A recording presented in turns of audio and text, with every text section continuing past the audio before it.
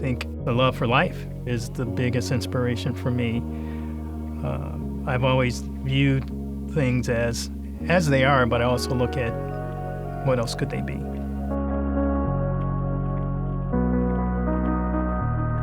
Living in Detroit, my dad worked for General Motors and commuting to Livonia. We moved to a suburb shortly thereafter. Me being the curious person that I was, I would always looking out the window, and I noticed a little shop, and I managed to land a job at that shop. I call it a hot rod motorcycle shop.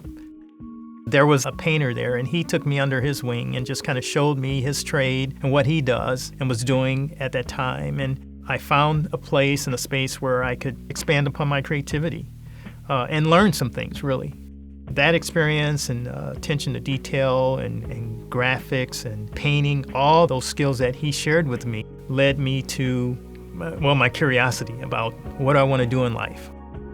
I was at a juncture in my life where my buddies were going off to college. I was into a skilled trade that was very rewarding and gratifying for me, and it kept leading to other things. So I stayed with it, but I also was curious about how things come together. And out of curiosity, I would either through magazines, research, I started just looking around. It led me to a college where I got basic training, sculpting training, basically. That enabled me to land a job as a clay modeler at General Motors. Again, my curiosity was still there in terms of trying to figure out how these cars come to being. I had already been a sculptor for several years. I think it was after my 5th year. I went back to school to get my degree in industrial design. That was a bit of a challenge because I'm juggling my daytime job. I'm in school and I had a family. But it also drove me to, I didn't waste a lot of time. I knew I had to be fast and committed to what I was doing. And once I was committed, it's like I saw the goal. I wasn't going to quit until I achieved the goal. The company saw my work and offered me an internship.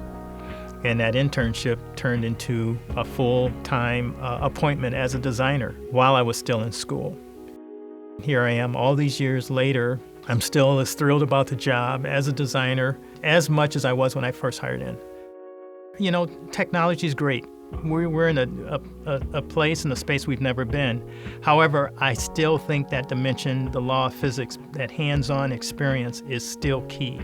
It isn't always just pushing a button. Sometimes it's actually getting in there, touching, feeling, smelling, taking apart, creating something out of nothing. So I say, dare to dream, dare to take risks. Your path doesn't have to be traditional.